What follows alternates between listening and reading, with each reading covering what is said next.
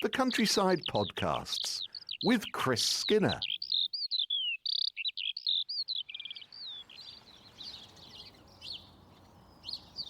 Chris, we've barely left the farmyard this morning.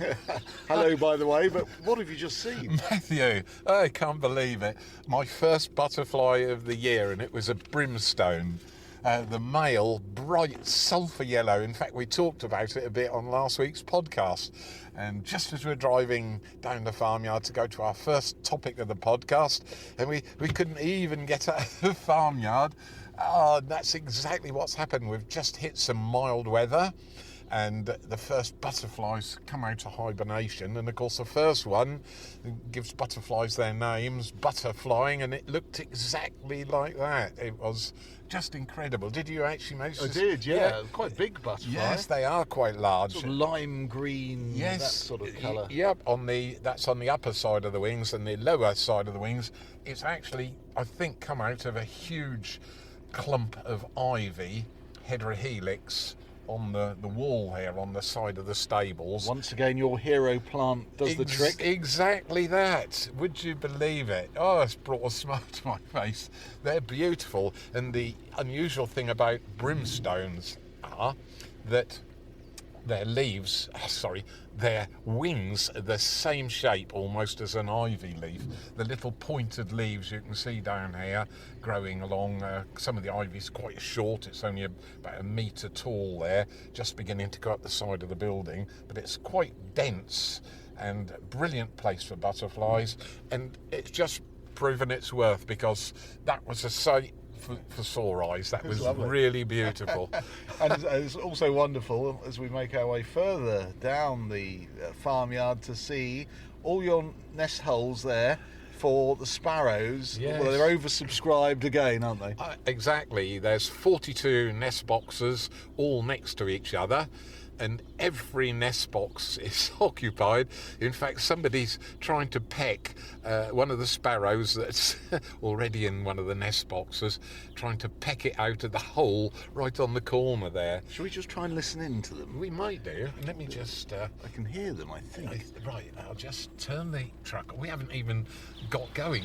I'll turn the truck off.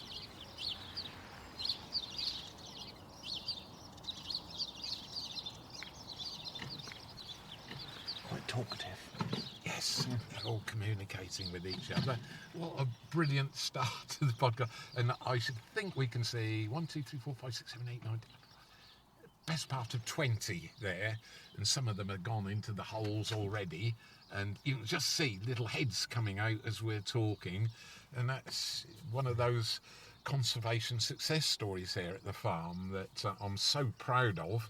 The reason I've done it is we got down to almost a single pair of house sparrows, Passer domesticus, about 25-30 years ago, and it just didn't seem quite right to have a busy farmyard like this without bird life around.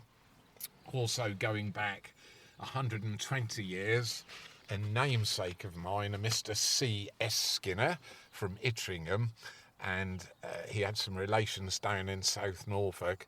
They got together a clan called the Sparrow Club, but not to do what I'm doing, but to rid the various parishes of Ilkesholt, St Andrew, Ilkesholt, St Lawrence, and all down in Suffolk there, to actually rid those parishes of these pesky birds.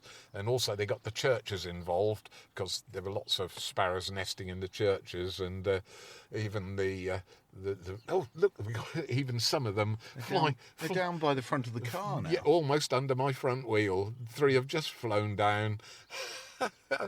Yeah, that's absolutely wonderful, and that shows you that you can. Oh. They're coming almost. I don't know what it is. They're coming almost under the radiator some of the grit or something. The car. Yes, and they will feed on grit. Obviously, they've got some grain. Well, the whole lot are coming down. You can't make this up. We can't move now. No. In most places you drive to, birds fly away from you. And it's the Norfolk motto, after all, do different. Here, they fly towards you. Not only that, but only about 3 feet from us. So just extraordinary. Another countryside podcast. Welcome along. Chris Skinner is our host at High Ash Farm in Norfolk, and it's all mapped out, this podcast. But of course, Well, the schedule never survives first contact with the wildlife. No, and it didn't survive 30 seconds today. Oh, lovely.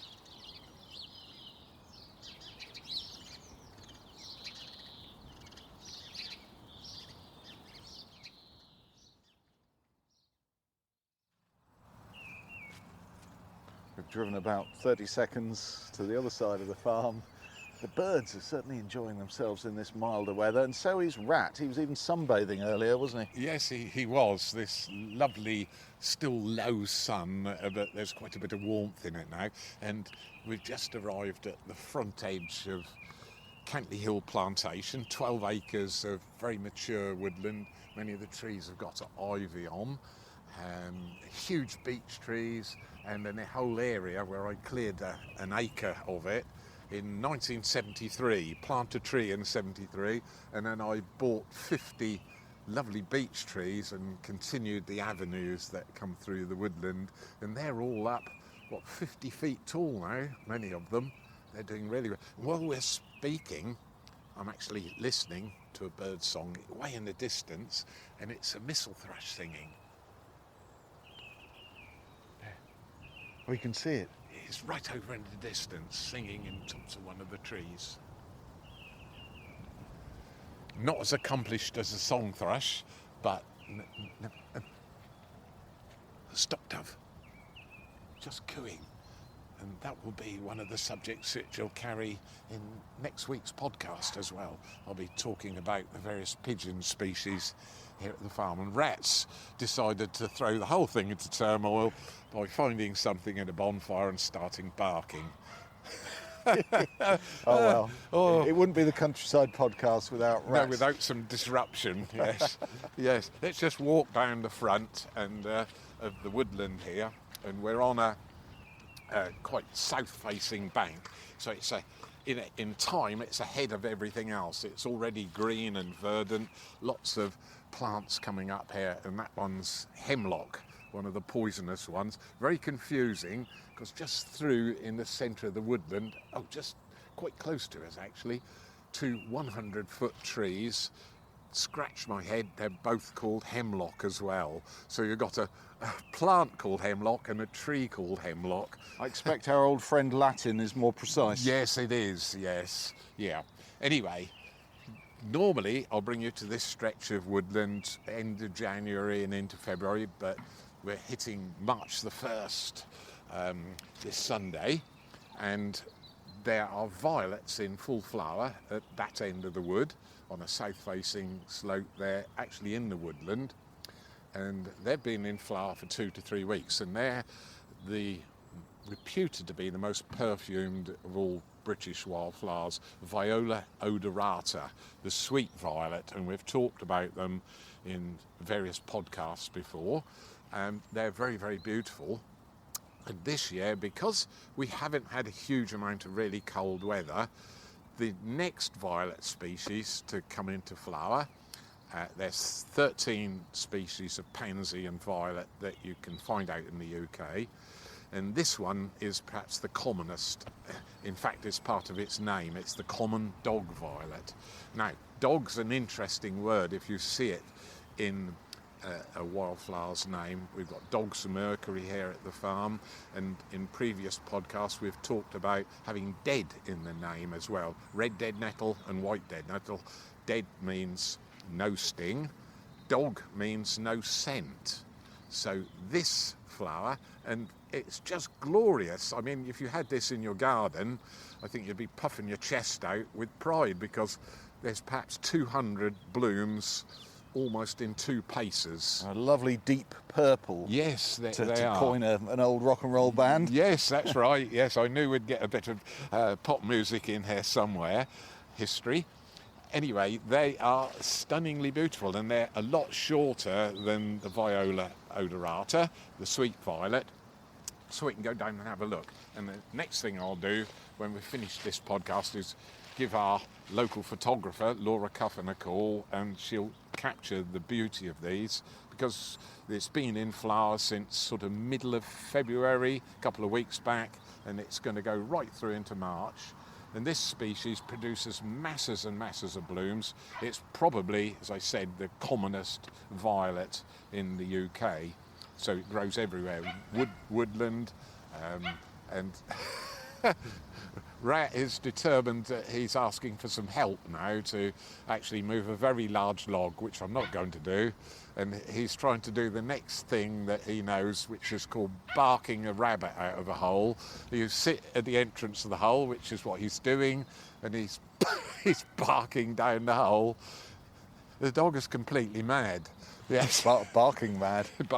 So Laura's photos, they should be on Facebook. Yes, they'll be on Facebook for this podcast and describing all about these flowers. So violets are fairly typical in their habit. If I go down on my knees, they're getting nice and close to them. You can see they're extraordinary. Actually, you said they're deep purple, but compared to the sweet violet, Rosa Viola odorata, they're a lot paler.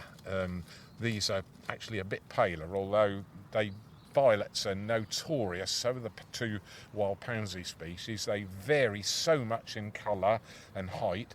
This is really typical of the dog violet, the common dog violet, quite deep. And then you've got this typical, why they're all members of the Viola species. The pansies and the violets are all clumped together into that family, closely related to the pansies or violas you'd grow in your garden.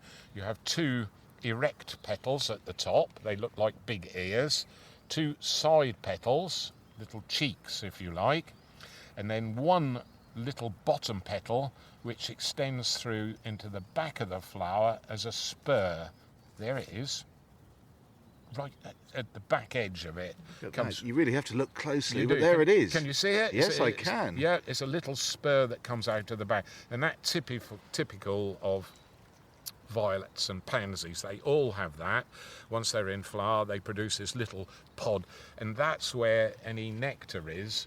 And what needs to happen is you need something with quite a long tongue. There's usually with the pansies and some of the species of violets, you'll have little honey guides on that bottom spur petal, we can call it if you like.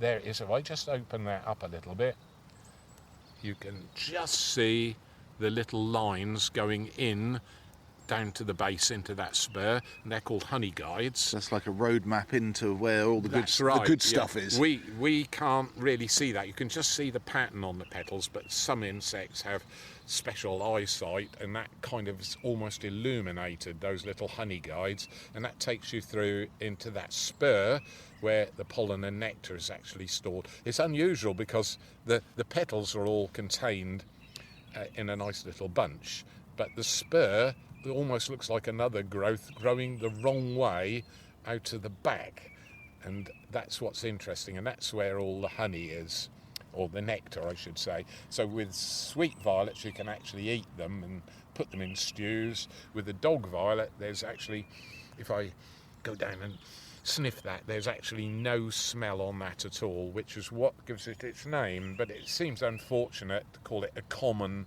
plant, because it actually is almost weed status. You'd have be very hard pressed to find more beautiful weeds or even garden flowers. It is a proper wild flower, isn't it? It is. It's very low to the ground. Yep, incredible. It's only, the best part of 50 millimetres tall, isn't it? And I can still hear that missel thrush singing, early nesters in the background. Beautiful. So there we are. So that's our first wildflower for this morning. As we're sort of heading into spring, I suppose officially we're just about in spring now, so it's fair to look at this. But as I said, the sweet violet down the end of the wood there's been in flower over a month.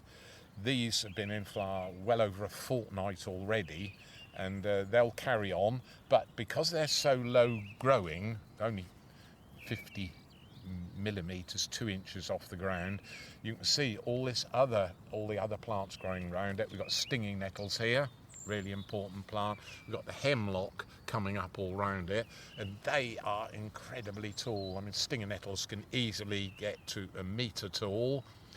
The hemlock can be 2 metres tall, in fact quite a bit taller than me, and a lot of people don't like it because it contains some quite powerful poisons. And then you've got some special plants here which have formed a rosette, which we talked about in a previous podcast, with hairy leaves, almost sort of really rough like sandpaper on the top of that leaf, and that one's called common bugloss, and there's one in flower there just going over that lovely cobalt blue. So you can see you don't need to move very far, and you've got a whole selection, successional plants coming along, all bearing their goods for the insects, because the idea of coming into flower is you attract insects.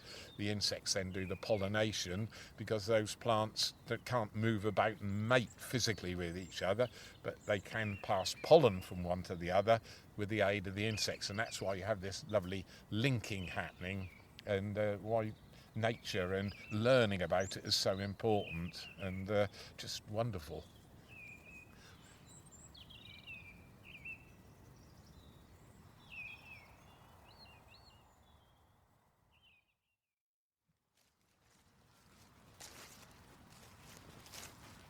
High up now on the southern side of the farm with a panoramic view of the surrounding countryside. Wonderful up here, Chris. Yes, we're actually left Cases and Edmund, where the main body of High Ash Farm is, and we've crossed the village boundary into Stoke Holy Cross now, and we're almost on the southern edge of High Ash Farm. So complete change of soil types, and wonderful skylark. Yes, yeah, there's skylarks all over here. There must be 10 or 15 pairs. They're all flying around, and because it's milder today, they're making the most of this mild weather. And Rat has joined us. We're on the edge of one of the fields called Oat Field here, and I think he's found something. That dog is so disruptive. Is that a mouse hole? I would think there's something just in here that he's a little bit concerned about. It could be a stoat or a weasel, and again he's using this trick of trying to bark something out. I'll just have to investigate this one because he's right beside us. What have you found? What is it? Let's have a little look. You got anything in here? No, can't see anything. He's telling us porkies, I think, but almost certainly there was something here, and I'm just watching any of the crop that's going to be moving. So he's pretty certain there was something there.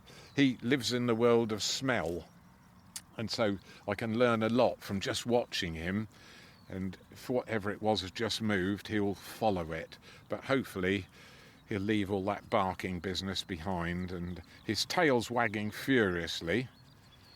But, yeah, he's not located it, so fortunately. His nose to the ground there. Yep. He's very excited. He is very excited about this. Anyway, if we just walk away, we'll leave him to his failed hunting technique, and we'll come onto an area that's really sandy, gravelly soil here, just underneath the surface. And if we're lucky, we can sort of walk out into the wild bird seed mix here, and we're going to be looking at a cousin, a very close cousin of those woodland dog violets that we saw earlier on in this podcast. And in front of us, I can see exactly what we're looking for. This was overwinter wild bird seed mix.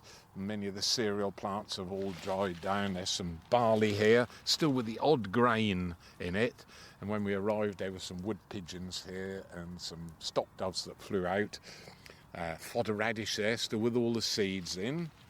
And in front of us is a little diminutive plant that we visited about 2 or 3 weeks ago. It's called Speedwell.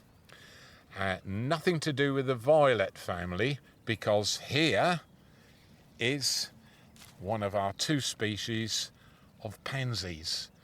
Still that member of the Viola family, Violis, and it's the field pansy, Viola arvensis. Not violet though. No, it's almost yellow with the same little 2 upper petals, 2 side petals, and again it will go through into the back with a spur. So they're all closely related. And this plant is really closely related to the pansies and the violas that you would grow in your garden that I've already mentioned.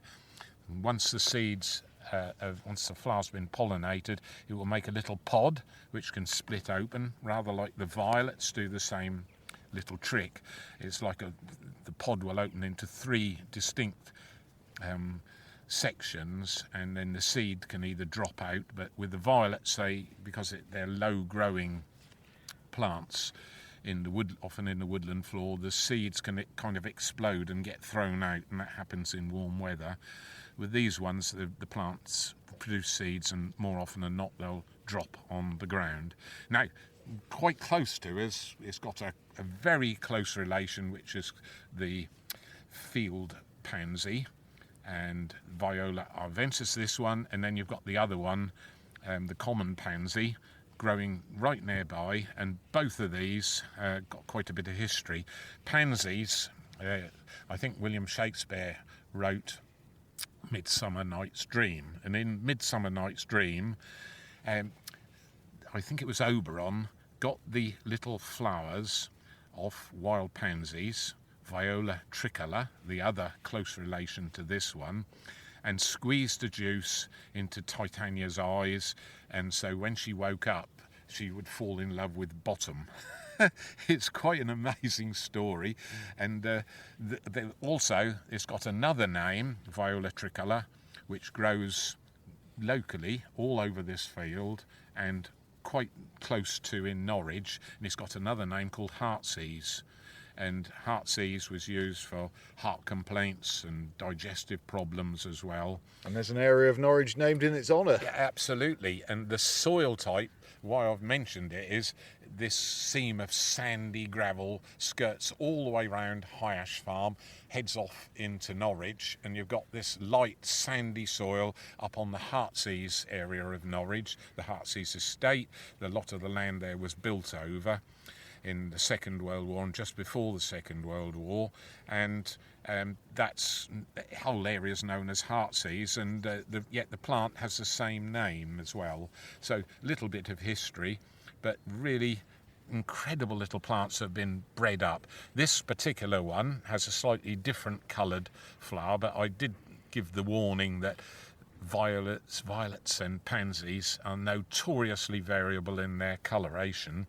This one's almost got pure white petals, and there's a little honey guide again, exactly the same as we saw on the violets. They're guiding in any pollinating insects, so they will come into flower from now on. I can see lots of flower buds quite low down in each plant, and they'll be all over the field here. Lucky to have this example. Look, it's nearly been trampled by a deer. Yes, look at that. Yes, there's the two deer slots. The deer slots, and that's quite a large deer. That would be something like a roe deer, I would think, has actually just missed the plant. And there, just as we arrived, but there are some quite large Chinese water deer on here. Just as we arrived, I saw one running the other side of the hedge to where we've stopped. So violets and pansies, lots and lots of history to them, and just remembering that the ones we grow in our garden have all been bred up from this, so you get a huge variety of different colours. Even with the field pansy, you can have a huge variety of different colours, and Viola tricolor as well. They can be yellow, blue, green, mauves, all sorts of different colours on the petals, and plant breeders are still using those today to get new, larger varieties. And I do grow them at the farm in some of the tubs in the farmyard, and you can often get them to flower over the shortest day from sort of mid-December onwards right through till this time of the year. So very entertaining plants and easy to grow because they don't mind being forgotten occasionally if you're not a very competent gardener. Anyway, I can see another field speedwell there, cobalt blue flower. So it just shows you when you've got the different kind of habitats, the woodland habitat for the violets, and then the field habitat for Viola arvensis, that one, the field pansy. And if we just walk about another bit, you don't need to go very far. Here is a really very appropriate plant for me, because part of its scientific name is senecio, which means kind of old and grey. Well, I have got white hair now for some reason. My lovely brown locks have deserted me. So this one is called groundsel, and groundsel, the old name for it was ground swallower, and it produces little tiny yellow flowers, which it's doing at this moment. Lots of buds around the tip of the flower. It's about 6 inches tall, quite closely related to ragwort, sort of one of the farmer's favourite disastrous weeds, if you like it. Least favourite. Yes, least favourite, the weeds. You get it in your hay and it is toxic to animals. But this one isn't poisonous, groundsel isn't. And my father used to pick these flowers, and he had caged birds back then. It was a very popular hobby way back in the 1940s and 50s, and he had canaries, and canaries would be fed this plant. They absolutely loved eating it. But why senecio vulgaris, which vulgaris in a scientific word means common, so senecio vulgaris, why is it called old man's head? And so when it's finished flowering, the little flowers, sort of the little plumes, blow off in the wind, rather like dandelions do.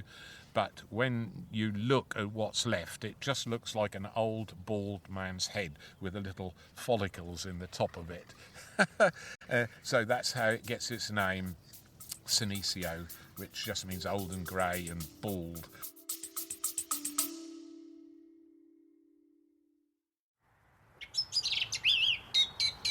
One of the most delightful and evocative sounds of the English countryside, Chris, the song thrush. Yes, it's one of the success stories here at the farm. We've got quite a number of them nesting here, and it's one of the UK's most competent songsters singing away for us. Just one of the sounds that you can hear regularly on this podcast. And we've got a little favour to ask. If you can possibly help by sending us a donation to help support the running costs of the podcast by visiting highashfarm.com/podcast. And thank you for all your donations.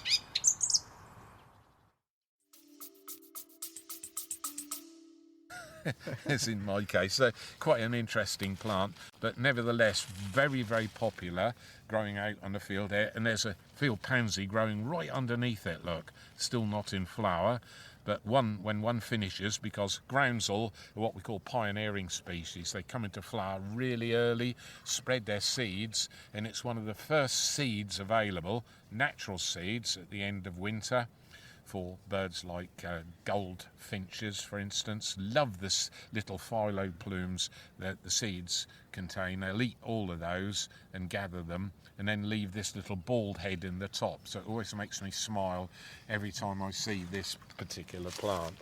So I don't know if you can see anything else here quite close to us. Yep, look here. Hardly stood up and moved down again. And here's one in flower. Tiny, diminutive little white flowers. Look at that, probably 10 or 15 flowers on the top of the stem. It's in full flower at the moment, and that's got a really lovely arable name. It's called shepherd's purse.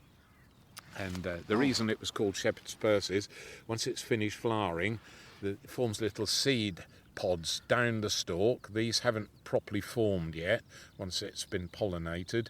Probably 20 tiny little flowers right on the top of the plant, and the seed pods are the shape of what used to be a shepherd's purse, or any other workers out in the countryside. They'd carry their money out in a little triangular shaped purse that had a drawstring at the top, and you'd carry it around your belt, and that was the sort of modern version of a purse way back then.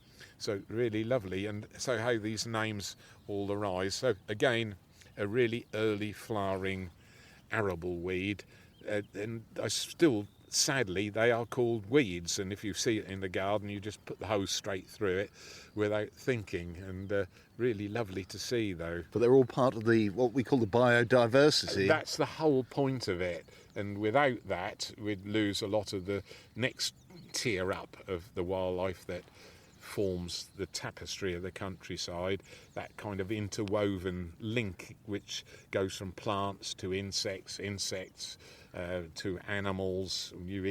One eats the other all the way up the chain till you get to the very top, the kind of apex of predators, which I suppose we're at the top there. Then you've got your badgers, your foxes, and a bit further down, the vegetarian things like rabbits, hares, and of course the deer here as well. So you have these links all the way back down to the bottom, where it all starts would be fungi and the ground growing plants that inhabit the countryside.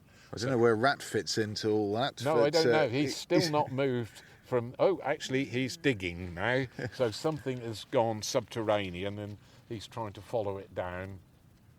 He's gone quiet. He's intensely digging away, and the sun's just come out again. It's glorious. I'm down on my hands and knees. Good mind to stay here for the rest of the day now. This is really lovely. But I think we've got a question or two to answer back at the pickup truck. I'm just looking. Have we got a buzzard over there? Where just looking over towards those masts. Three. Once you start seeing them, and they're now, because we've got this warm weather, they're doing exactly what they did when we saw them this time last week, going way up almost to the base of the clouds, just circling round, and the males will be displaying and dive bombing the ground just to show the females, and they're also looking for nesting sites. I think 2 of the woodlands have already been chosen on High Ash Farm as a potential 2026 nesting sites for them, and they've still got 2 or 3 more pairs that are visiting here regularly now that are eyeing up High Ash Farm as a potential good spot to bring up the next generation. You make it sound like they've got year planners. Oh, well, they have, yeah. I'm sure there's much more to wildlife and where they choose nest sites than, first of all, meets the eye, as a lot more goes on than what we realise as humans. We carry on our lives, it's always so busy, there's so much stress out in the world, and this is a way of getting back to those basics, like I just talked about, the tiers of the wildlife and how it all coexists. And sometimes to make a fresh start, you have to go back to the beginning, and nature studying is one of those wonderful things that does that for you for free. Let's go and have a look at the High Ash post bag, shall we? Yes.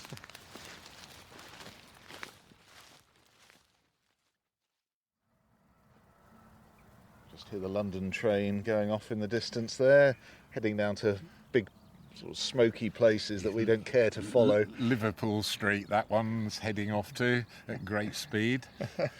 Well, we're back at the farm truck here, and we've got your emails and had great fun today looking at all the wild flowers. But here's a photograph all the way from America of a white squirrel.